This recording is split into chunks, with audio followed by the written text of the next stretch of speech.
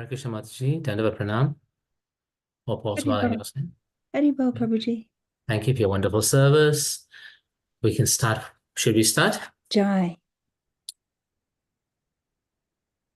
Jayo Radha Madhava Jaya Kunja Bihari Jaya Radha Madhava Jaya Kunja Bihari Jaya Gopi Janavalava Jayo Girivarodari Jayo Girivarodari Jaya Gopi Janavallabha Jaya Girivaradhari Jaya Girivaradhari Yashodanandana Brajajana Ranjana Yashodanandana Prajana Ranjana Jamuna Tira Vanachari Yamunatira Vanachari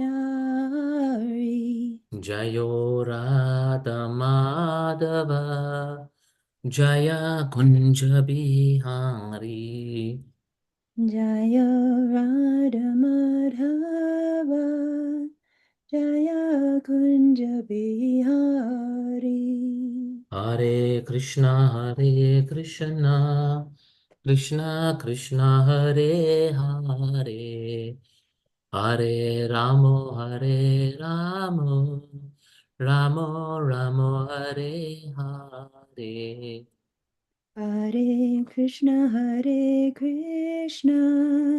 Krishna Krishna Hare Hare Hare Rama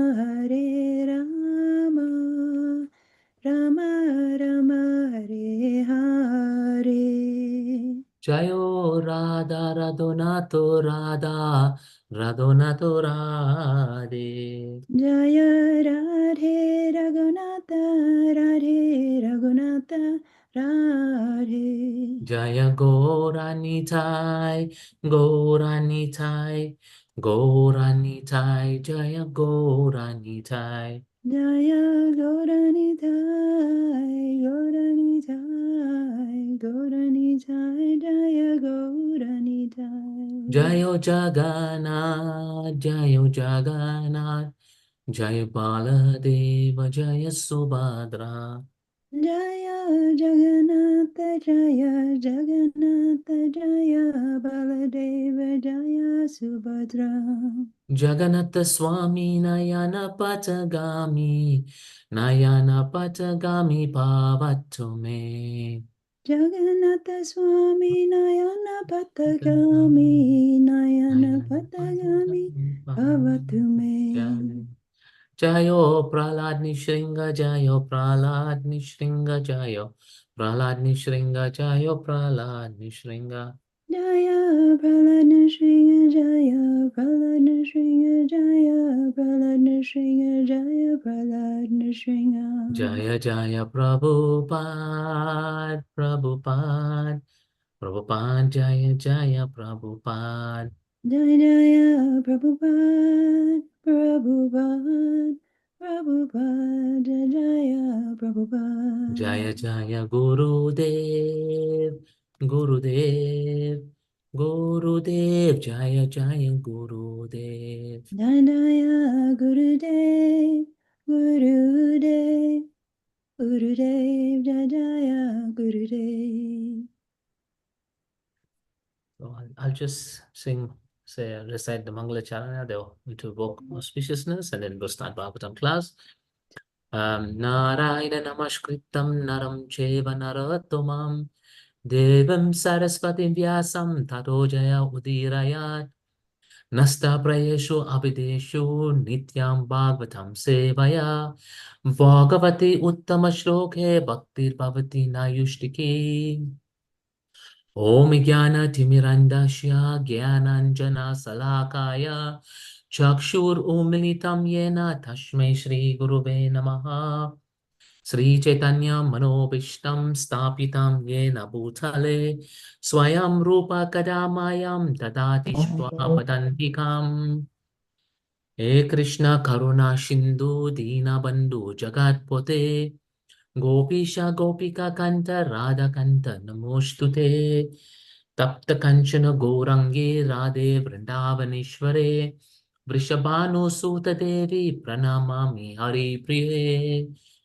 Shrivanchakalpatarubhyascha kripa sindhubhyo cha Patitanam pavanebhyo Vaishnavabhyo namo namaha Sri Krishna Chaitanya Prabhu Nityananda Sri Advaita Gadadara Shiva Shakti Gaur Bhakta Vrindam Hare Krishna Krishna Krishna Hare Hare Hare Ramo Ramo Ramo Hare Hare Om Namo Bhagavate Vasudevaya Om Om Namo Namo Bhagavate Bhagavate Vasudevaya. Vasudevaya. Om Namo Bhagavate Vasudevaya Om Om Namo Namo Bhagavate Bhagavate Vasudevaya. Vasudevaya. Om Namo Bhagavate Vasudevaya Om Om Namo Namo Bhagavate Bhagavate Vasudevaya. Vasudevaya. Reading from Śrīmad-Bhāgavatam 4:31 1. So we get to start today's chapter. How auspicious is that? Maitreya Uvacha Maitreya Maitreya Uvacha. Maitreya Uvacha Maitreya Maitreya Vacha, Uvacha. Maitreya Uvacha Maitreya Vacha, Vacha. Tata Utpana Vijnana Tat Yatha Utpana Utpanna Vijnana.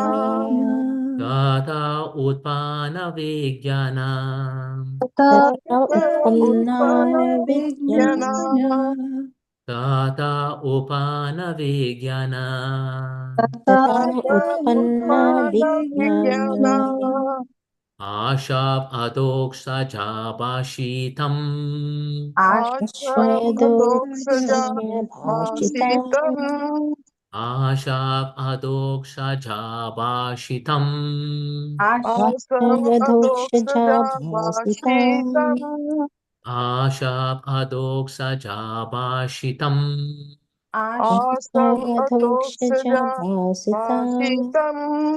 Smaranta Atmaje Bayam Smaranta Atmaje Smarantatmajai Bharyam Bharyam. Smaranta Atmaje Bharyam Smaranta Smarantatmajai Atmaje Bharyam Bharyam. Smaranta Atmaje Bharyam Smaranta Atmaje Smarantatmajai Bharyam. Bharyam Vishraja Pravrajan Grihat Visrijya Visraja Pravarajam Parvaram Grahat.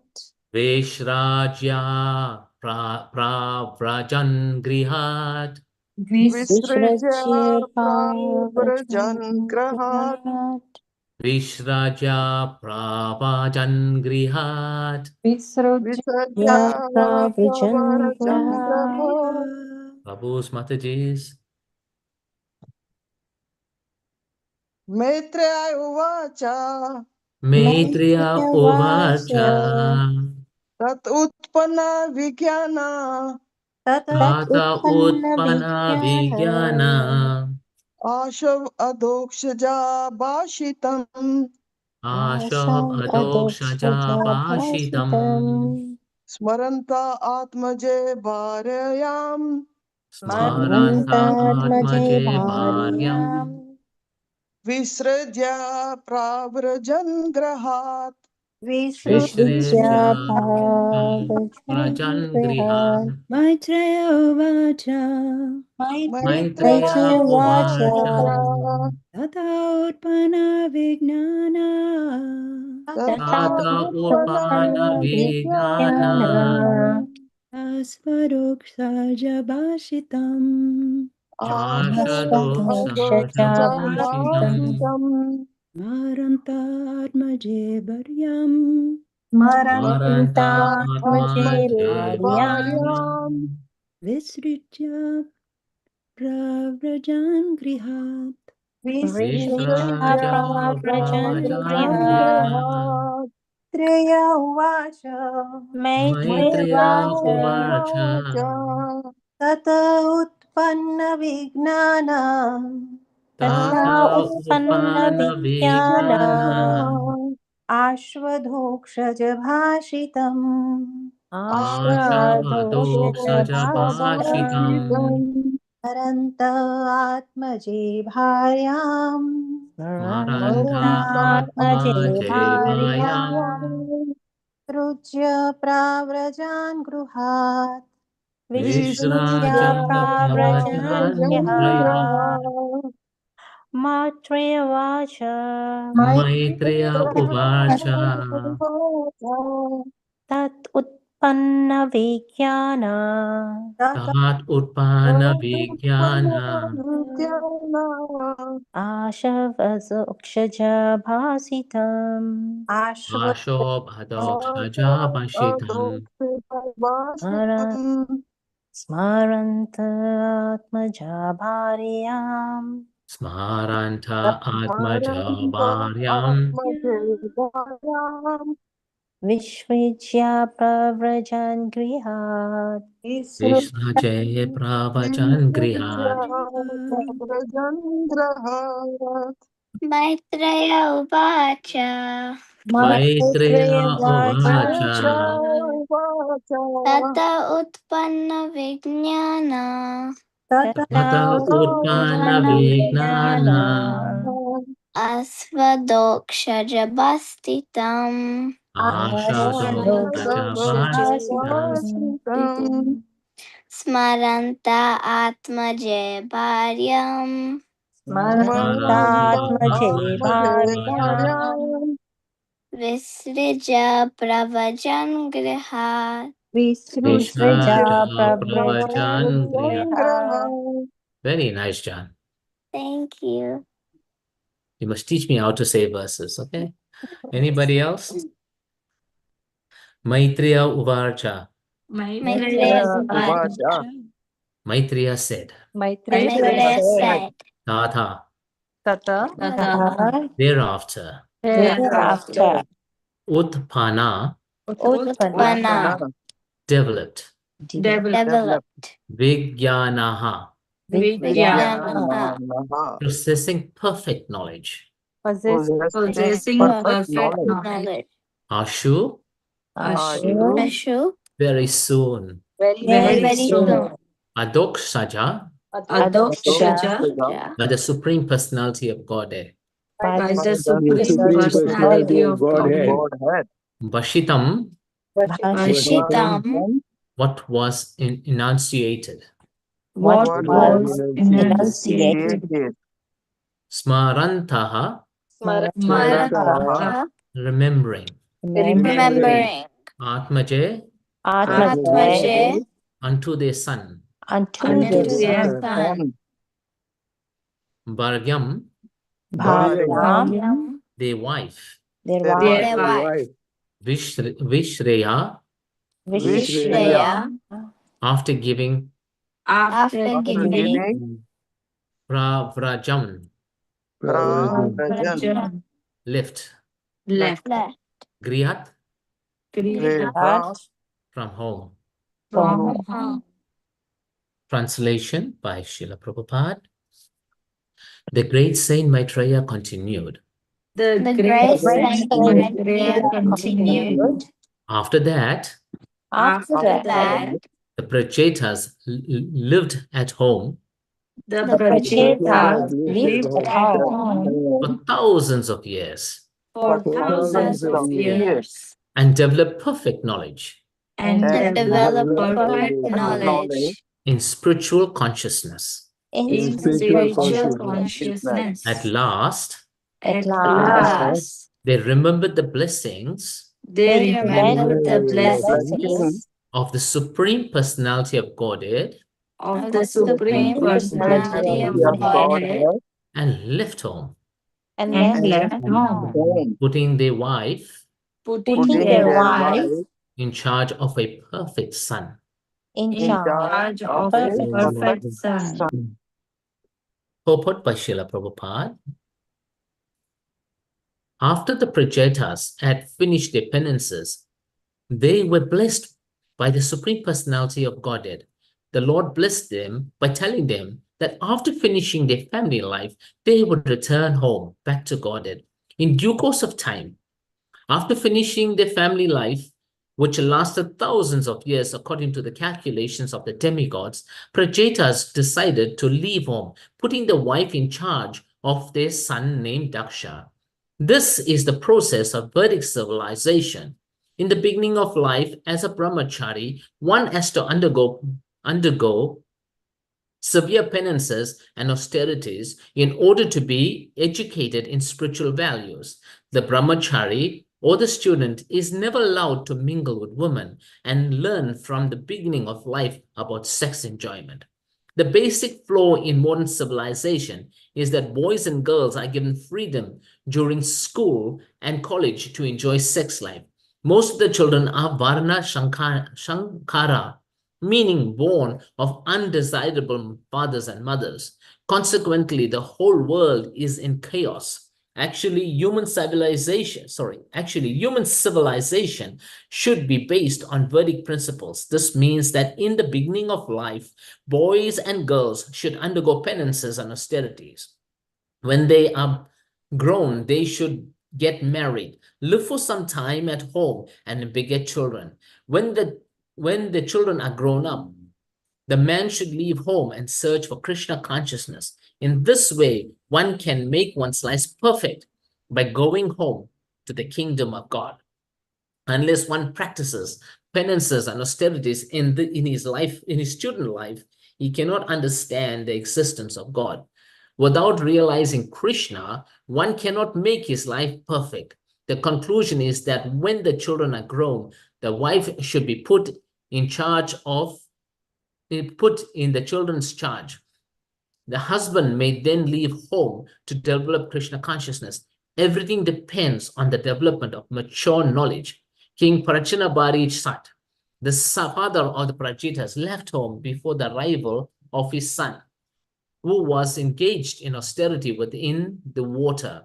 As soon as the time is ripe, and as soon as one has developed perfect Krishna consciousness, one should leave home, even though all his duties may not be fulfilled. Prachina Barishat was waiting for the arrival of his sons, but following the instructions of Narada, as soon as his intelligence was properly developed, he simply left the instructions for his ministers to impart to his sons.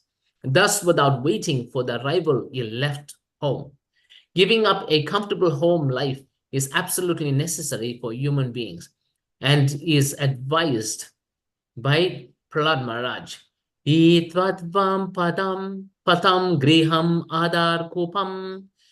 To finish the materialistic way of life, one should leave his so-called comfortable home or home life, which is simply a means for killing the soul, Atma Patam. The home is considered to be a dark well covered by grass, and if one falls within this well, he simply dies without anyone caring. One should therefore not be too much attached to family life, for it will spoil one's development for Krishna consciousness. The great saint Maitreya continued. After that, the Prajetas lived at home for thousands of years and developed the perfect knowledge in spiritual consciousness. At last, they remembered the blessing of the Supreme Personality of Godhead and left home, putting their wife in charge of the perfect son. So this is quite a deep verse, really fantastic verse. Even the verse itself has got so many wonderful words in it. You know, like for instance, we say Atmaja. We'll come back to this actually. So this verse is such a phenomenal verse. It really requires a lot more time than just 1 hour. But in respect of time, I'll be skimming through this verse. I'll be speaking very, very briefly on different subject matters, considering that most of the people that are online today are very mature devotees, and they will be able to grasp the points being said. And if there's anything else we can expand on later on, please feel free to let me know. I want to cover quite a big area, and so I might be moving fast, but if I am, and if you can't keep up with me, please let me know. And please forgive me in advance for any offenses. To start off with, I think I'll speak a little bit about, in different direction. I'll give my conclusion points, and then I'll start with my verse. So then when I go to the verse, you'll understand it. So in the Bhagavatam, Śrīmad-Bhāgavatam 7:15-47, according to the Vedas, there are two kinds of activities, pravritti and nivritti. Pravritti activities involve raising oneself from the lower to a higher condition of material life. So lowering from a lower material condition to a higher material condition. That is pravritti. Whereas nivritti means the cessation of material desires. Through pravritti activities, one suffers from material entanglement, but from nivritti activities, one is purified and becomes fit to enjoy eternal blissful life. So this entire verse is based on this foundation of pravritti and nivritti. Now, the point is that how this verse can affect our material, how we can apply this verse in our current condition, in our current circumstances, in our current lifestyle. We may think, okay, a lot of times we think, oh, this happened in Satya Yoga and it was able to be able to apply in the life, but Bhagavatam is ever fresh. Whatever we hear from Bhagavatam can be applied. It is applicable today. It was applicable 10 million years ago, and it'll be applicable 10 million years from now. It is ever fresh. So it is completely applicable in all respects. So now let's see if we can apply it. So I'll be trying to speak between Vedic and current civilization, and as well as the different aspects of life. But I'll be touching very briefly on each aspect, touch and go. So if you want a little more in-depth knowledge, please feel free to ask. But like I said, this is a very, very complex subject matter. So pravritti means entanglement, while nivritti means purification. The prajetas move naturally towards nivritti. Renunciation is not forced. It is a mature development. It is a mature detachment, right? So the danger of comfortable illusion.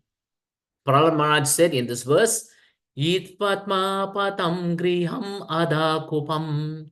The home can become, listen carefully, a place of dharma or a dark well covered by grass. A place of dharma or a dark well covered by grass. That is home. And remember, home is where the heart is, right? So dark well means you think you are safe, but you are trapped. The danger is not family life. The danger is attachment without spiritual purpose. So, and if we're not attached with spiritual purpose, then of course ego comes in, attachment comes in, anger comes in, greed comes in. So what happens then? That becomes the long grasses that one gets lost in this well.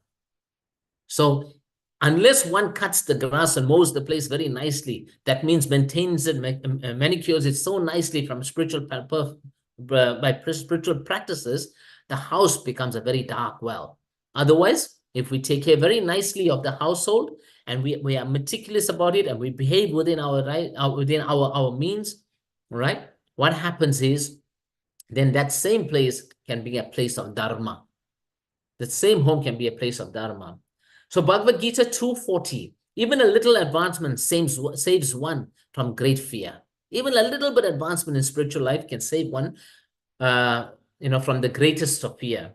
Family life is meant to support dharma, raise Krishna conscious children, right? Help gradual detachment. So not attachment. So when you get in family life, don't think that you're going to have children. And that's what happens in material life. We get children, grandchildren, friends, big house, entertainment. And in this process, become more attached. But family life is intended for quite the contrary. It's meant for gradual detachment. You get into family life so that you can get over and done with, fulfill that desire, fulfill your duty, and then become detached. So this is what the verse is emphasizing on. If family life becomes endless comfort, endless maintenance, endless consumption, then it becomes atma patam, killing the soul, right? It becomes Atmapatam. Śrīmad-Bhāgavatam 1:13, the best among the twice born. It is therefore concluded that the highest perfection one can achieve by discharging the duties prescribed for one's own occupational, according to the caste and division and orders of life, is to please the personality of Godhead.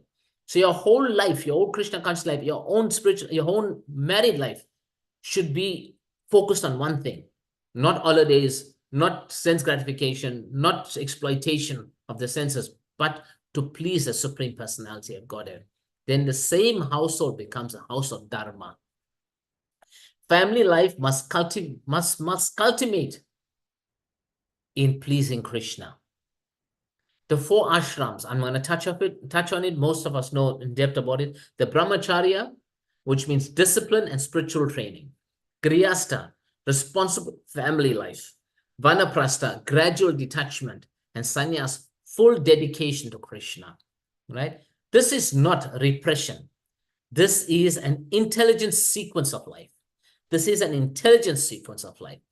Unlike today, we have an idea, we think, oh, we categorize people into different categories, whether it's a sadhu or a sudra. You know, we categorize people, and it is exploited in many ways. That kind of categorizing, when you put one category of people superior to the other, that is regression, that is repression, and that is exploitation. But if you practice Sanatana Dharma very nicely, then it is an intelligent sequence of life. If I had to leave tomorrow, so important thing of life, the whole concept of life is to ask these questions right now. We all need to ask this question, especially you mature devotees need to ask, if I had to leave tomorrow, am I ready? Not physically leave, but mentally leave, mentally free, right? The real tragedy is not dying. The real tragedy is never preparing to leave. Show us, right? Let's show us. You can live in this world, right? Let's show. We all show each other that we can live in this world, fulfill responsibility, raise children, and be successful, and still go back home, back to Godhead. That is real success. Life is not meant for permanent settlement here, right? Śrīmad-Bhāgavatam 11:29. After many births and deaths, one achieves the rare human form of life, which although temporary, affords one the opportunity to attain the highest perfection. Therefore, a sober human being should quickly endeavor for the ultimate perfection of life before death comes. The Prachetas did not stagnate. Now, this is the example set by the Prachetas for us to follow. They moved, right? They moved. They did not stagnate. They moved. They performed austerity. They performed the responsibility, then the realization, then renunciation, then return back to Godhead. One shot. Natural progression. Material life says accumulate more. Bhagavatam says purify more. Material life says expand comfort. Bhagavatam says expand consciousness. Right? Like the Prachetas, we must remember the Lord's blessings. Finish our duty and go home. Now you might say, yes, Krishna gave them the blessings. So if Krishna came to me and told me, before I get into family life, I bless you at the end of this life, you're coming back to Godhead, wouldn't we all of us prepare like that? But yes, what difference it is. Srila Prabhupada gave us the guarantee. Krishna gave us the guarantee. Bhagavatam is giving us the guarantee. If you perform your duty very nicely, at the end of this life, you come home back to Godhead. All right? Krishna will carry what you lack at the end of this life, and he'll preserve what you have. And he'll take you back to Godhead. So we all got this surety, not just the Prachetas. Krishna came and told him, all right, at the end of this life, you're coming back to Godhead. Prabhupada said that to you and I. Prabhupada wrote it in his books. Prabhupada emphasized on it. Bhagavatam says, abandon all varieties of religious and irreligious principles and surrender to me, and I will protect you from all sinful reactions. Whatever sin, whatever pap you got, you'll be protected from it. Who can give you that assurance? Nobody, not even yourself. Not your mother, not your father, not your wife, not your children can give you that surety. But Prabhupada gave you that surety. Krishna gave you that surety. Krishna says to Arjuna, O son of Kuntiya, declare it boldly that my devotee never perishes. So why he didn't say it himself? Because he said himself, Krishna can break his own rules. Krishna can break his own law. He is the master of the law. But if the word comes up from the mouth of a Vaishnava, Krishna is bound by that. So Krishna says, declare it boldly. Don't be afraid. Declare it boldly. My devotee never perishes. What does perish mean? Taking birth, old age, disease, death perpetually. That's perish. So that means Krishna is assuring you at the end of this life, you and I have the opportunity to go back home, back to Godhead in this one lifetime, right? So the Prachetas not only themselves, like in the Satya Yoga, but right now you and I got the surety that Prabhupada promised us we can do that. We have this unique opportunity, right? So in line with the theme of this verse, right, from responsibility to renunciation, perfecting life like the Prachetas, right? This is the architecture of liberation, born to rise beyond. We are born to rise beyond. We are made for more. The human life is made for more. Are we slaves or are we sovereigns? Are we slaves or are we sovereigns? I'm going to expand on that a little bit in a while. This verse is a powerful exploration of how Vedic wisdom guides us progressively from discipline to responsibility to detachment, so that life ends not in regret, but in remembrance. This verse ends by saying in remembrance. So what does it happen? Not from regret. At the end of life, we should not regret. We should remember. To discover why human life is meant for maturation, not mere maintenance, for completion, not repetition. That's what human life is meant for. Śrīmad-Bhāgavatam, understanding the ontology of Atma Dharma. Understanding the ontology of Atma Dharma, I had to look up the meaning of that word. It demonstrated the internal renunciation in the age of complexity. This is the Bhagavatam's blueprint for spiritual maturity. This verse is the Bhagavatam's blueprint for spiritual maturity. From tapasya to transcendence. How to finish life successfully. It's telling us how, this one verse is telling us how to finish, how to start life, how to maintain life, and how to finish life successfully. This one verse is telling us that. Imagine what the rest of the chapter is going to tell us. So we need to know, firstly, what is success?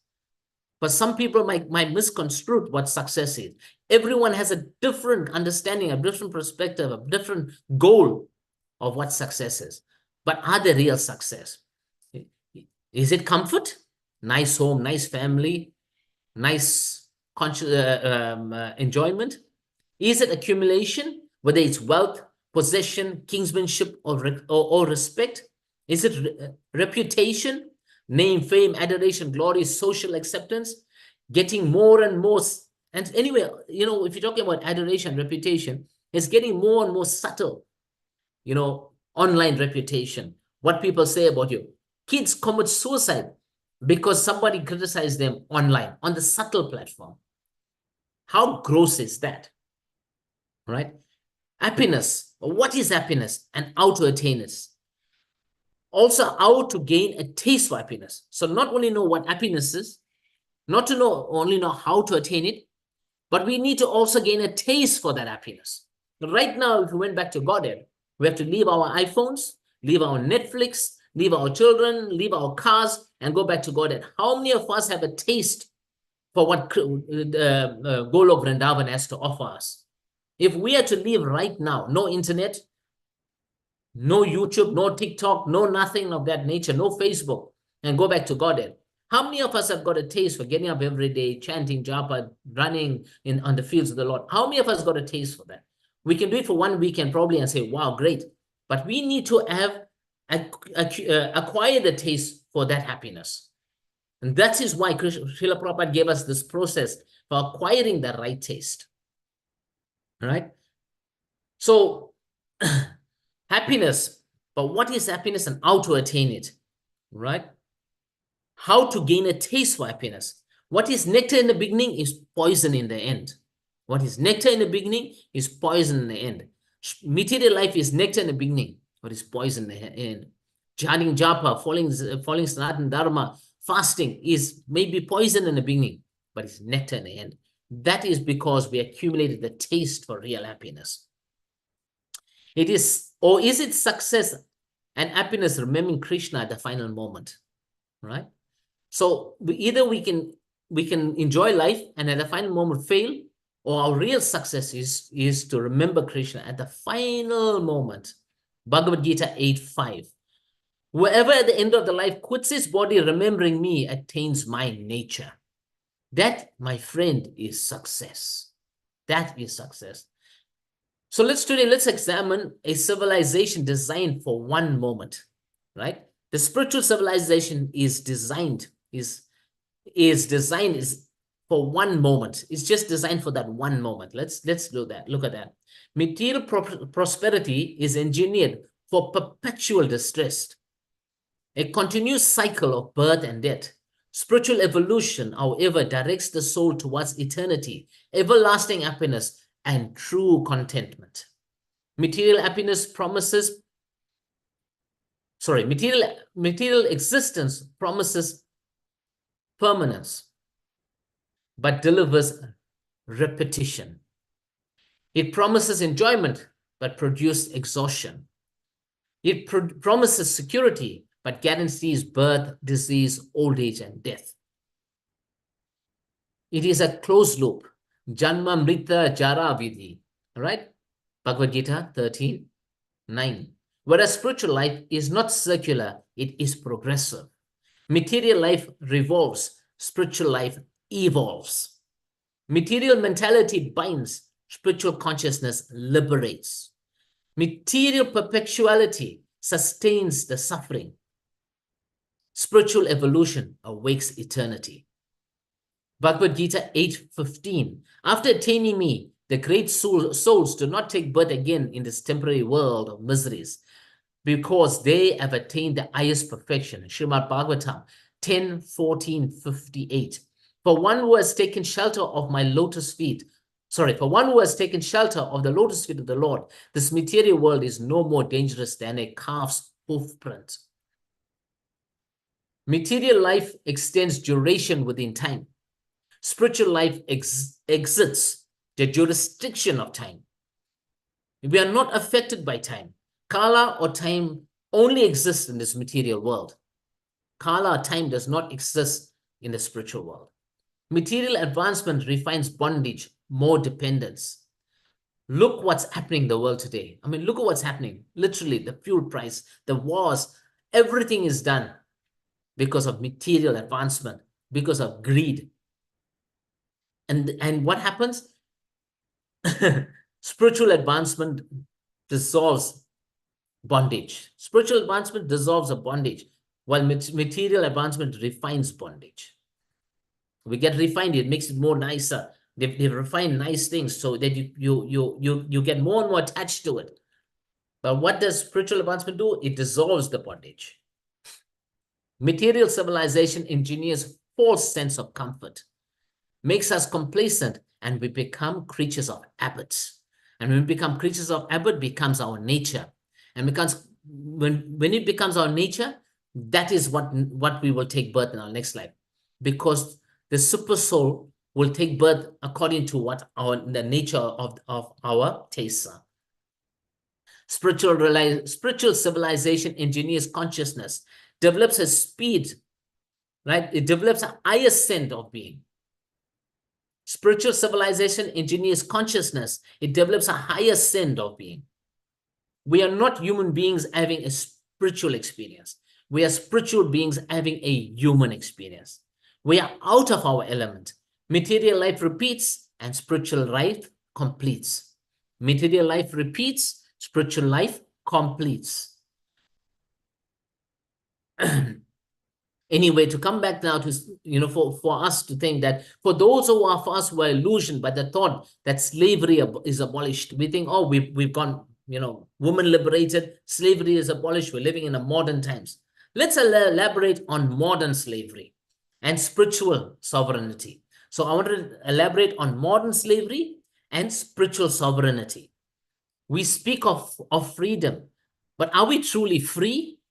We are not chained by irons anymore. We are not chained by irons. We are chained by impulses. We are not only ruled by degraded kings and unscrupulous men, we are ruled by consumption, modern consumption. We are not owned by empires, we are owned by expectations. We call this progress, but is it liberation? We are slaves to the system. From childhood, we are conditioned, study, complete, earn, mortgage and debts, consume, repeat in slavery with our progeny. We teach our children, go to school and become slaves, right? We don't know, there is no, we emphasize to our children, not spiritual emancipation, but how to become slaves of the modern society. And that is considered success, to go and study, work hard, get a mortgage, get tied down with a mortgage for the rest 50 years and work like an ass to pay it. And people, those who are successful in that is considered to be successful. The system does not train us for wisdom. It trains us for productivity. The modern system does not train us for wisdom. It trains us for productivity. It does not cultivate character. It cultivates compliance. You have to comply to the system. You have to follow the system. Every one of us will have to comply. It does not culminate character, but it cultivates compliance. It does not ask, who are you? It asks, what can you produce? What can you consume? And so we enter commercial life. Work more, earn more, spend more, upgrade more, display more, repeat. Again, new iPhone comes, work more to earn it, earn more, spend more, upgrade more. Once you attain it, repeat to something else and repeat. Even within the cycle of birth and death, our whole life is repeat the same cycle. How advancement is that? Yet peace does not increase. We get more and more anxiety, more responsibility. We have more gadgets in life, which does not increase our spiritual happiness, right? It does not elevate us to peace.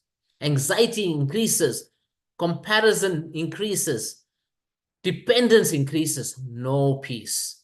Śrīmad-Bhāgavatam calls this puna chaivaita charvananam. Chewing the chewed again and again. Chewing the chewed again and again. New technology, same emptiness. New system, same dissatisfaction. Material life repeats. Material life repeats. Slavery to politics and self-serving narratives. Even the media is self-serving narratives. Politicians promise security. Media manufactures urgency. Algorithms manufacture emotions. Fear keeps population reactive. Outrage keeps population distracted. They get you outraged about something and they distract you from the real purpose of life. Division keeps populations loyal. And when we are emotionally reactive, we are easier to steer. We are easier to manipulate. When we become emotionally reactive, they can manipulate us. All right? So we are slaves, not by chains. The greatest slavery today is psychological. The greatest slavery today is psychological. We are free to choose products, but we are not trained to question desires. Free to vote, but not trained to transcend ego. Free to speak, but rarely trained to master the mind. The deeper bondage, Bhagavad Gita explains, the bewildered soul, the bewildered spirit soul thinks himself the doer, while actually nature is carrying out all activities. We think we are independent, but we cannot control birth, old age, disease, and death. Nobody can. All the greatest technology, the advancement, the billions of dollars cannot control any one of those things. If time controls us, if desire controls us, if fear controls us, then exactly how are we free? What are we free from? Material perpetuality is engineered for perpetual distress, a continuous cycle of birth and death. Material life repeats. Material life repeats. And yet, we are not human beings having a spiritual experience. We are spiritual beings having a human experience. We are out of our element. Trying to extract eternal satisfaction from the temporary arrangements. Trying to find permanence in impermanence. Trying to squeeze endless joy from limited matter. Whereas whether we squeeze sugarcane with our teeth or with a machine, the juice is the same. The juice is the same. Technology refines enjoyment. It does not transcend it. Technology refines enjoyment. It does not transcend it. Think about that for a second. Industrial civilization expands comfort. It does not conquer death. It makes us more attached to this material life. Why is real? So now let's talk a little bit about what is real life and real struggle. How hard times versus easy chains. Here is the irony. Here is the real irony, my dear devotees. Hard times build character. Comfort builds dependence. Sadness remembers what happiness forgets. When everything is easy, we become weak. When everything is provided, we lose resilience. When children are overprotected, they are disabled by indulgence. When they're overprotected, children are disabled by indulgence. When everything is easy, do not disable your children by spoiling them. This is exemplified in the Lord's love for us. Do not disable your children by spoiling them. Adversity builds strength. Discipline builds character. Restraint builds power. Spiritual civilization trains character first, comfort second. Spiritual civilization trains character first and comfort second. Modern civilization reverses it. True freedom. True freedom. Everybody serves something. Every one of us, we're serving something. That's part of our nature. We have to serve something. The question is not, will you serve? The question is, what will you serve? The question is, what will we serve? Serve desire, exhaustion. Serve ego, comparison. Serve politics, division. Serve consumption, anxiety. Serve the divine, freedom. Spiritual life completes. Spiritual life completes. Not by escaping society, but by raising above unconscious slavery within it. You can live in the system without being owned by it. You can engage in commerce without being consumed by it. You can raise children without raising dependence. You can raise children without raising dependence. When you fill a form, who are your dependents? But you can raise children without raising dependence. You can participate in society without surrendering sovereignty of your soul. You can participate in society without surrendering the sovereignty of your soul. Material life repeats.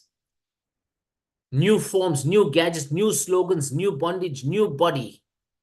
Spiritual life completes. New consciousness, new clarity, new purpose, eternal direction, freedom from birth, old age, disease, and death. We are not meant to be slaves to the system. We are meant to master ourselves. We are not meant to be slaves of the system. We are meant to master ourselves. And if we do not master ourselves, we naturally become slaves to the system. Material life repeats while spiritual life completes. So let's look at a couple of examples. The Vedic arc of life. Rishabhdev declares in 551, the human form is not meant for hard labor, for sense gratification. One should perform tapasya to attain divine life. Human life begins with restraint, not indulgence, not experimentation, but tapasya. Without tapasya, we grow older, but we do not grow wiser. This is exemplified in our children. It is hard times that build character, not good times. It is hard times that build character, not good times. Look back in your life and see the hard times that you went through, and you will see right now, up to now, you will practice the lessons that you learned from those hard times. You will listen. If you had struggle when you were younger and money was hard to maintain, you would use your money very wisely because you learned from that. If you found when you're younger that it was very hard to struggle to maintain life, you will make sure that you utilize this life very nicely and the facilities. But our children will never know that because they're born with a silver spoon in their mouth. And they criticize us for teaching them those lessons. Comfort alone does not build wisdom. It creates dependence. Instead, let us face challenges, learn from small failures, and develop the inner fortitude to navigate life's storms. Our times, austerities are not curses. They are blessings in disguise. They prepare the soul for deeper understanding and for the true joys of spiritual life. For character is built, it's not bought. Character is built, it's not bought. So now I'm going to go to a couple of scriptural examples of conscious life. The Prajitas, the calm departure. Śrīmad-Bhāgavatam 5:30-51. They ruled for thousands of years. They fulfilled responsibilities. They developed perfect spiritual knowledge, and then they left. Just like that. No crisis, no panic, no regret, no turning back. They remembered the Lord's blessings and they walked away. That is maturity. Bhagavad Gita 11:32. Time I am the greater destroyer of worlds. All time consuming, life draining, cycles cannot harm the perpetual soul. Kadamba Muni, the perfect model. 10,000 years of austerity, marriage with purpose, fulfilled his wife's desires, produced Lord Kapila, and when his mission was complete, he immediately left. No emotion, no emotional blackmails. No, just a few, no saying, just a few more years. He walked away peacefully and attained perfection. He left immediately for spiritual perfection, despite while the Supreme Lord was in his personal care. That is internal strength. Lord Kapila, the internal science. Lord Kapila, internal renunciation, transformation of life, spiritual evolution is not external, it is internal. Spiritual evolution is not external, it's internal. Śrīmad-Bhāgavatam 3:25-25. In association of devotees, discussions of the Lord frees one from material attraction, like what we're doing now. External renunciation without internal purification. Right? So external renunciation without internal purification. What is the use? Next example, Bharat Maharaj, the warning. External renunciation is insufficient. Attachment leads to repeated suffering. He renounced early, left the kingdom, went to the forest, became attached to a deer. Result, he took birth as a deer. External renunciation is not enough. Attachment must dissolve from the heart. It must dissolve from the heart. The next example, Dhruva Maharaj, purification of desires. Ambitions transformed into surrender. Spiritual maturity converts desire into love.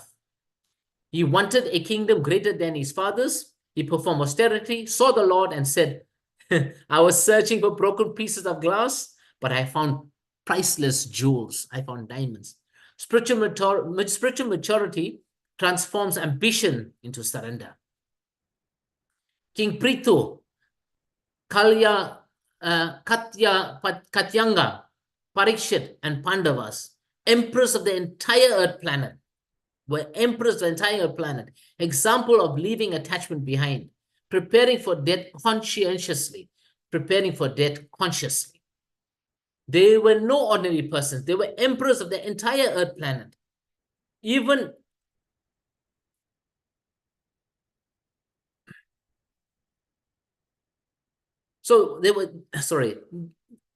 no ordinary persons. They were emperors of the entire earth planet.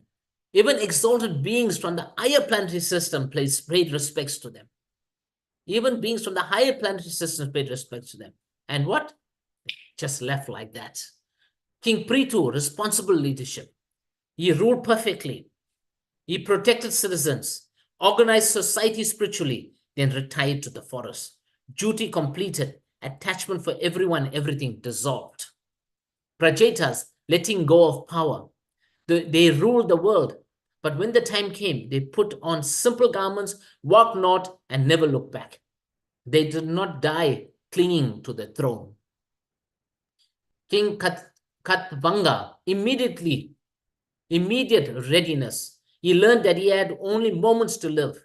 He did not negotiate. He did not panic. He surrendered immediately. That is preparation. Parikshit Maharaj, conscious departure.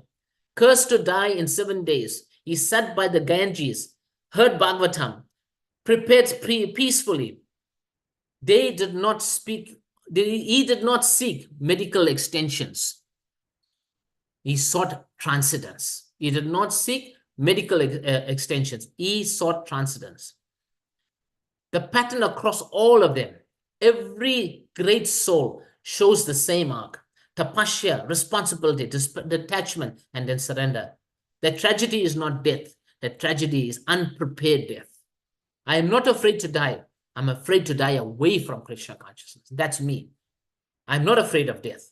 I welcome death, but I'm afraid to die away from Krishna consciousness. So ask yourself, if tonight was the final night, would I resist leaving? Or would I remember the Lord? The Prachetas remembered. Kadamba Muni remembered. Parikshit Maharaj remembered. The Pandavas remembered. Let us not merely age. Let us prepare. Let us finish well. Human life is for tapasya. Rishabdev, without austerity, realization does not awaken. 551. Student life must be disciplined. The ideal grihastha, right? The ideal grihastha, Kadamba Muni, duty, then renunciation. King Prithu ruled the entire, ruled then retired. The Pandavas left kingdom voluntarily. Message, the message here is family life is a phase, not a permanent identity.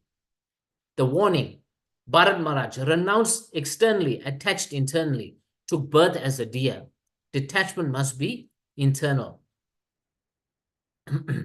Spiritual life is not about abandoning responsibility.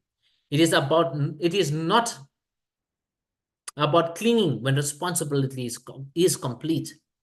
It's not about abandoning responsibility. It is not about clinging when responsibility is complete. Ashram progress or psychological or anthological purification, right? Ashram as progressive destruction of false identity, brahmachari, deconstruction of bodily impulses, grihastha, regulated engagement, vanapras, withdrawing from social centrality, and sannyas, identity exclusively in relationship with Krishna, internal versus external renunciation, right?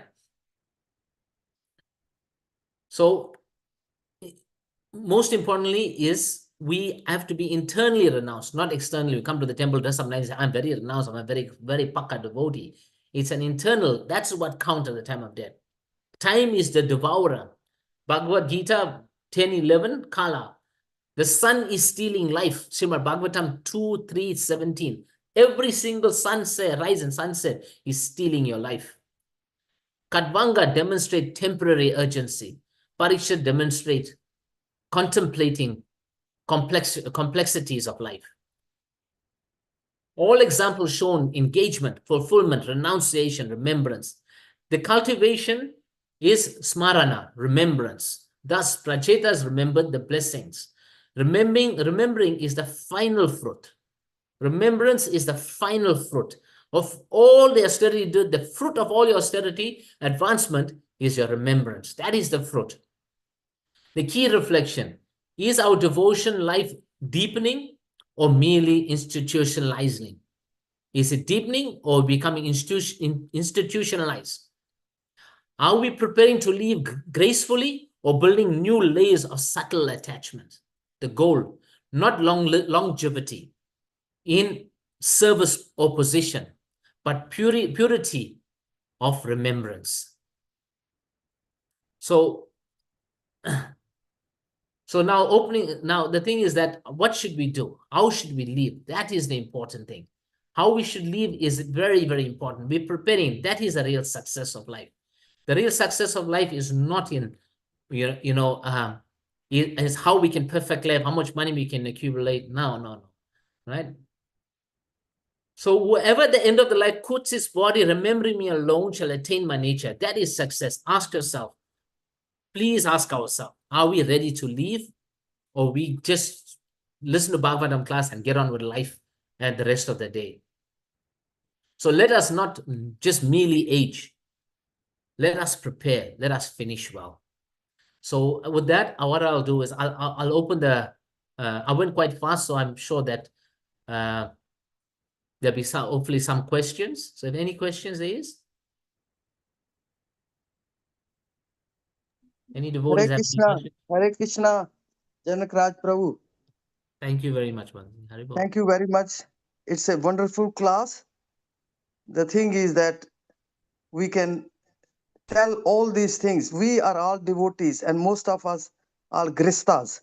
Now we have to have example as gristas and devotees who are listening to this Śrīmad-Bhāgavatam class, that how we can put all these things into practice, the real practice.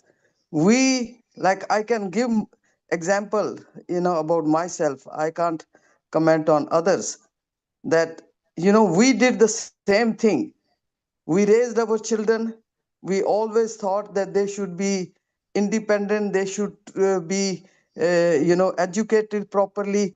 And the main purpose was to start with, that they can earn their living, they can progress materially, and that we did. But at the end, the important thing is that whether they are going to become devotees or not. That was the main important thing. I remember that, when we were initiated by our Guru Maharaj, and one time, we had so many times association with him, and he said, I have so many disciples, and I see that it's very difficult that their children don't become devotees. And he said, I'm very happy that both your children are devotees. So this is the important thing. We are living in a material world. All these things are needed. But ultimate thing is that they become devotees. That's the number. That's the one thing for us as grastas. It doesn't mean that we don't educate our children. Many devotees send their children overseas. Even living in Australia, they'll send their children overseas to do some higher educations and all that. Why do they do? If they don't think that ultimately they have to become devotees. So all these material things are needed, but how we use these material things also important, whether we are doing it for Krishna or not. If we are enjoying every material activities, whatever we have accumulated, if we don't use it for Krishna's pleasure, then of course it is all useless. So material things are not bad, but it's only how we use them. So that's one thing I see. And what we have to do, practical thing. We have examples. We all read and listen to Śrīmad-Bhāgavatam. But what are the practical examples? How we can apply in our life? Important thing is association of devotees and regularly hearing of Śrīmad-Bhāgavatam. And even if we don't have, association like that, through Śrīmad-Bhāgavatam hearing, we can have association. And also giving a practical service. We can talk about service, but if we don't do any practical service, then we are just talking. It doesn't have to be that you have to really do a big service. Even hearing Śrīmad-Bhāgavatam is a little service. So whatever you can do, the service is very important. And if we do that, then we will be purified. See, we have all the anarthas because we don't do any practical service, and we don't associate with devotees, and we don't hear Śrīmad-Bhāgavatam. So these things are practical things for us. And as a grista, we need to look at these things and try to do that. That's all I want to say, Prabhuji. Thank you very much again. Thank you. Hare Thank you, Krishna. Mataji. I think you need to show us how you are successful in raising Krishna conscious children. Because the No, conundrum I that haven't we done that. It's the mercy of Krishna and the mercy of your spiritual true, master. That's true. all. We have to live with those. We try to live those principles. As I said, I have worked hard in my life. My Prabhuji worked hard life. We earned, we did everything. But ultimate, we know from a spiritual master what is the actual purpose. And if we listen to the instructions of spiritual master, follow them, then of course it's the mercy of the spiritual master that we can. I haven't done anything. It's just like that. I'm not the doer. We say that, oh, I have done this then. But my mean is that it's Krishna. Ultimate is Krishna's mercy. So that we just have to try. That's all. So, it's an ongoing conundrum I've had through my entire life is that, we do all the right things for our children, but, from birth, from the day, even before birth, actually, like I'll give you an example. When when my first child my wife was pregnant with the first child, we used to put Bhagavatam class on for her, almost every day. We put headphones. So we started this process from before birth. When we were born, from the day they were born, right throughout, we tried to apply it in their life. And, we provide all the facility, but ultimately everyone's an architect of their own destiny. And, there comes to a stage where it's the difference between you offering to them and you pushing it onto them. And, and if you're looking at the times we're living right now, everything is so subtle, and they are easily distracted by social media. They'd rather sit on the phones or sit on the whole day than to read Bhagavatam. So, but being distracted, they get extracted. They get extracted from spiritual life. And I can tell you as a parent, it's, we think, we can have an activity which may work positively for one child, but the same activity can have the negative consequences on another child. And you wonder, I've done the right things right throughout. And therefore, you'll find a lot of Prabhupada disciples, a lot of nice devotees, and their children just lose their taste. It's very difficult. It's very difficult for a parent that's tried very hard their whole life, to ensure that one thing is imbibed with the children. That's Krishna consciousness. Everything else, good education, good job, and all that, is a necessity to fulfill your duty, but it's not the ultimate. But as the children grow up, it's up to them to steer their own ship, and that's Yeah, the it's very difficulty we all difficult, find. Prabhuji. In this age, it is very difficult, and we can just say we can do our duty. But Yes, the thing is that they also have their previous karmas, and they that's have true. to go through that. But our duty is to give them that, love, affection, and you can't blame yourself. They have to go through their own karma, and Yes, maybe one day in their life they will realize, because the seed is sown there. You yes. are only sowing the seed. When it is going to fructify, we don't know. But whatever we do, we just say we are doing it because this is our duty as parents. As they say, that you are not a parent, you are not a guru, you are not the worshipable deities, and then if you cannot take your children back to Godhead, then it means that we are not supposed to. But practically, we Yeah. think it's not. We are doing everything, but one child will be a devotee, the other is brought up in the same way, but that person is No. not going to be devotee. So where are we? We are not doing anything wrong. It's very easy to say, oh, you are not qualified to be a parent, you are not qualified to be a guru. A guru has so many disciples. Some Yeah. disciples are doing so good everything, and some disciples, they find it even so difficult to follow the four regulative principles. So what can you do? There's the same guru. It's true. It's true. It's an individual thing. Yeah, it's very difficult like that. Like we were saying, uh, happiness forgets what sadness remembers. You know, Yeah. there's a saying, I remember one guru told us, let them go out. They'll go out there and they'll get kicked by material nature, by Maya, and then they'll come back. Then they'll remember and come back. So Yeah, it happens. Yeah, it happens. They have seen, they have given all the comforts, all the, material things, everything is given, and they don't have to worry.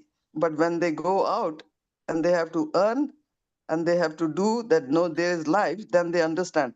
And some yeah, of them, they come back. We have seen some friends, oh, my son left and all that. And then after a while, he came back because they could see how yeah. parents have worked hard for them. And when the reality comes, then they cannot do it.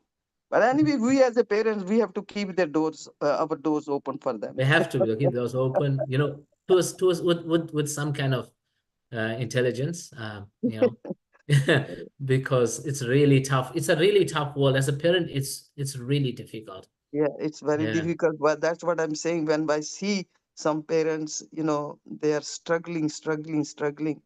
And then I say probably, that we are fortunate that, we have children that we didn't have to struggle, but would give them whatever we could. So rest is on Krishna's arrangement. Thank you So, very much, Prabhuji. Your classes are always good. You no, have so much of Mataji, your material in encouragement that. is always good. There's some material, so much of material in these classes. But as I said, at the Yeah, end of hearing is that how we can really practically apply these things in that's our right. lives. Whatever we can apply, we might not be able to apply everything what we hear, but at least we can try. If we try for 60%, 70%, we might get 30%. So True. that's how it is. Thank you very Yes. much again. I better give chance if somebody wants to say something. I know there are Yes. other devotees over here. Thank you very much again, Prabhuji. Hare Krishna. The classes are sometimes dry philosophy, but I love the conversations afterwards that we have, the interaction with devotees. It's very tasteful and it's digestible and it's applicable. So I really like when devotees ask questions or we discuss afterwards. Is there anybody else who would like to contribute or say something correct? There is just one statement that I was thinking, Prabhu. Gauranga Bhaiya, Dandavats, humble obeisances to Dandavad, you. Dandavad. So nice to hear your sweet voice. Jiva Goswami, Jiva Goswami, Huh? in regards, is saying that no matter karma of a child, with proper sanskaras and other training, that all of that could be overcome, even the past karmas. So the past karma he did not give very much significance to. Another thing we have to understand is that for up till the age of 15 years, a child, whatever he does is full responsibility of the parents, according to the Vedas. And after the age of 15, then the child becomes responsible for his own karma. Now, of course, all of you have first-hand experience dealing with your own children and trying to make them Krishna conscious and stay Krishna conscious. And as we know, not every case is successful. Sometimes they go and they come back, and some of them actually never come back. They just stay on the periphery in the material world somehow or other. One leg in spiritual life sometimes, and one leg in the material life. So all we can do, as you and Mataji also said, that we can try our best. That's all. Yeah. And that effort is itself the sign of that we care, we are concerned, and we put in our effort, but their life is not in our control, ever.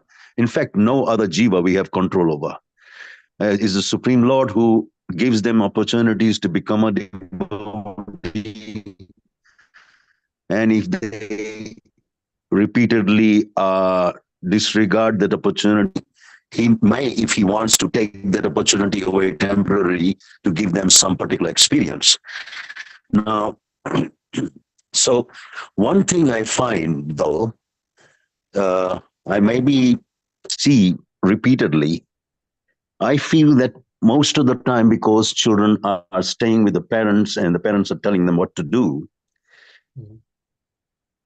maybe this is the case, may not be the case, but it's very, very important that the children understand each aspect of Krishna consciousness and not just be told what to do.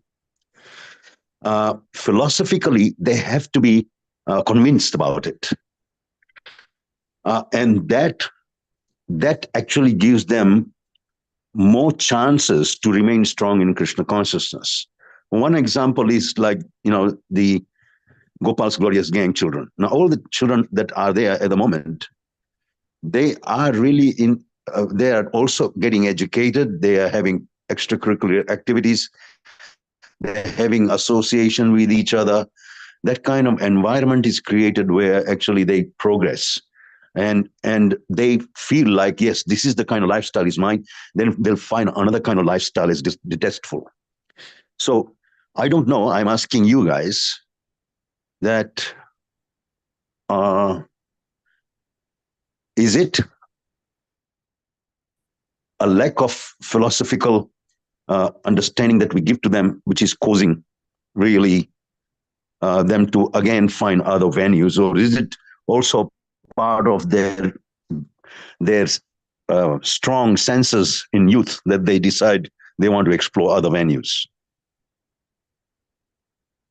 Prabhu, I can tell you in my case, I found that my children lost taste because of lack of proper environment, meaning that, the temple situation wasn't conducive where, we created enough welcoming for them and, and for them to kindle their enjoyment.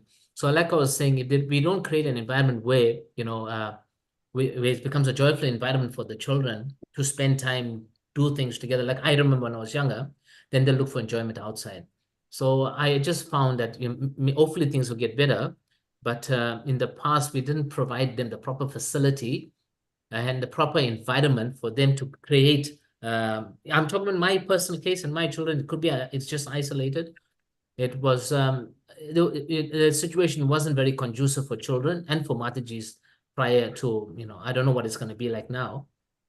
But I'm just speaking frankly, and I'm telling you from personal experience that we did not create a good environment for them. Because if we do not create a good environment, then they'll find it somewhere else. Yes, just like, if the devotees are, just like one of the things that I am faced with is devotees asking me this question, Prabhu, we are training them so much at home, but then we are sending them to karmi schools and they get all sorts of association there. Right. And they see to certain things others are allowed to do and they're not allowed to do, and all that thing escalates. So what should we do for our children who are going and getting some other association outside because they are not, their environment in the school, you might be providing perfect environment at home, but what about when they go out and associate? So one of my responses to that has been that find a school where more devotee children are going, and they can form a group among themselves within the school environment also, so that they're not completely left or exposed to karmi associations. But that's probably the best you can do in that particular situation. That's right. But I've also noticed, like when you're looking at Gurukul's kids that were only got an indulgence or an inundation of only Krishna consciousness, when they became older, they wanted to taste the outside world, and that also was a bit of one extreme to the other. And so most of our Gurukulis, once they went out and got a taste of the material world, and wow, they got him, attached to that. And so therefore you'll find not many Gurukulis, are very, at best they'll be active in kirtan, So it's a fine-tuned. We're a very young organization. I mean, we're looking at Mohammedism and Christianity is 2,000 years old. We, practically speaking, we're only about 60 years old. So we, as a society, we just crawling. So we don't know. We have no practical experience in any of these things. We're the first generation. I mean, before us, it was brahmacharis in the temple. This is the first generation of grihastas, which is dominance of grihastas. And so it's a very much, it's even like from that point of view, even ISKCON is structured still as a brahmachari management ruling structure. They haven't really changed the mentality and the mood to encompass the new changes of a grihasta society. Even like that, if you're looking at a lot of the things that are set up, it's still set up for the older ages when brahmacharis were there and your temple president was brahmachari and stuff like that. So we need to adapt and change. So I think these are all the things we need to do as a society, because it takes a village to raise a child. Haribo, Haribol, Mataji. can you see me? I opened up my microphone. I'd like to share Yes, something please. from my social work background Please, Mataji, yeah. with regards to But we children can't who see you, but I leave. can hear you. With regards to children who leave the religions that they've been raised in, what I've seen in my social work practice is it is often a failure of proper role modeling within the family. And the reason I say that is because I have met people in my work practice who reported that. But then I can also relate that to my own personal experience, being raised in a very strong Catholic environment with practicing Catholic extended family. And I will say from my own personal experience of childhood also that I had some wrong role modeling happening within the family. So that put me off a little bit. Didn't put me off God, thank goodness. That's always been a strong focal point that was embedded in me from birth. But the way I saw relatives behaving when we were out of church, I found that I struggled with that as a young person, that hypocrisy. So I think regardless of the religion, I think if a family is not hypocritical in their spirituality and in their personal lives, if they're not hypocritical, no matter what the religion is, the child will be more favorable toward keeping that part of their life alive, because they haven't been traumatized by it. They've seen no conflict in it. It hasn't personally hurt them. So I'll certainly say that for the few clients that I've worked with in my social work practice who reported that, that was a big thing for them. I'm not saying that's the case for everyone, but I will say it was the case for me with regards to my Catholicism. But again, it didn't put me off God, and I still love my parents very, very much. And in fact, I can see some incredible characteristics and qualities of my father and my mother. Very humble people, very God conscious in their own way. So those kinds of morals, if you like, were instilled quite nicely in me, and even their behaviors couldn't disturb that for me. But yes, certainly I think when we don't role model nicely within the family, that's a problem. That's one of the challenges I faced, Mataji. I'll give you an example. Like, for instance, we have a certain standard we need to follow. Now, as kids go to school and stuff like, they want to go to the movies. I'll give you a simple example. They want to go out and eat. So they want to go to a restaurant, vegetarian, but yeah, they'll go and eat. And I have a rule, unless I'm traveling, I don't go out and eat. And for me, for them, they consider me to be extreme in that way. So although I have to follow some principle, and you have to, like you said, don't become overly pushy on it, but you have to follow some kind of rules and set the example as well. So then the question is, where's the balance is? Where do you compromise so much that you yourself lose the principle. In family environments, so you got to set the example. At the same time, you can't be overly exertive in your principles. No, But I if you agree. compromise in your principles, and you're not setting the example as well. It's a conundrum That's as well. exactly right. And that's Yeah. that shift in parenting, hey? So It's when the difficult. child is young, obviously we're a lot more directive. So Yeah. we say, you do this, you do that. You don't know any better just yet. Please trust me. Follow what I'm saying. Now, as the child grows, clearly come adolescence. That will not work.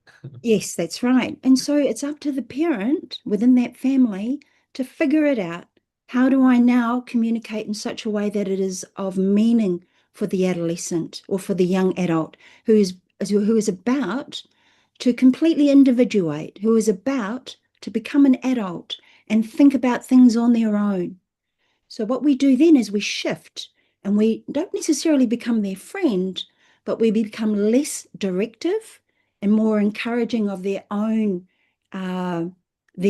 inklings, their own excitement, their own interests within spirituality.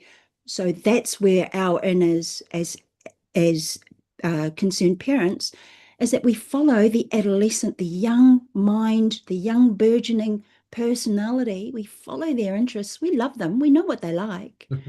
And then whatever they're interested in, we jump on that. Let it flourish. Let's give all the energy to whatever that part of spirituality that they're finding personally interesting. That's the in. And then we back off. We back right off. As a young person is growing and developing their own intelligence nicely and their own sense of independence, finding their way in the world, we back off and we jump on and encourage and love when they show excitement and interest in spirituality. That becomes the role. Not one of, oh, you're not doing what I told you to do. Why aren't you in class? Why did I not see you in japa this morning? You are so embarrassing me. You are letting me down. How shameful I feel within our congregation. No. That's role modeling hypocrisy. And we don't do that. I agree. That's actually very strong points. I agree with it. My difficulty is, yes, if they have a channeling towards spiritual inclination, but what if it's focused mainly on non-spiritual inclination? That we don't acknowledge, that we don't give energy to. No, we don't, because we're not interested in it. We, the parent, who is fully focused on our spirituality, then sorry, you're not a good parent, is what they'll tell us. I can't meet you for a coffee in the cafe in town just because you want to meet me there. I'm not interested in that. But I tell you what, would you like to meet me for a juice at Govinda's? Yeah, that I can do. So I don't diminish my standards. That's but right. I jump on, and I'm so encouraged when I see them doing even something a little bit right. Yeah. And then I just don't even bother with the other things. I just don't look. Don't feed it. Don't give it energy. True. Thank you, Prabhu. Haribol. Thank you, Mataji. Very nice. I appreciate that. It's good parenting skills. Prabhu, I think Nandakishna Prabhu was saying something.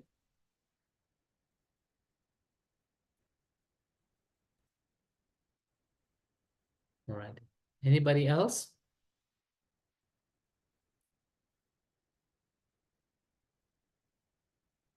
Thank you all very much for joining Śrīmad-Bhāgavatam class this morning. I beg you all to please forgive me for my offenses and inabilities and shortcomings. And please accept my humble obeisances. Shivancha Kalpa, Tribhyascha, Kripa Sindhu, Vyavacha, Patitanam Pavanebhyo, Namo Namah. Anantoti Vaishnava Vrind ki jai. Jai. His Grace Janaka Raj Prabhu ji ki jai. Jai. Srila Prabhupada ki jai. Go Prabhupada, have a wonderful day. Jai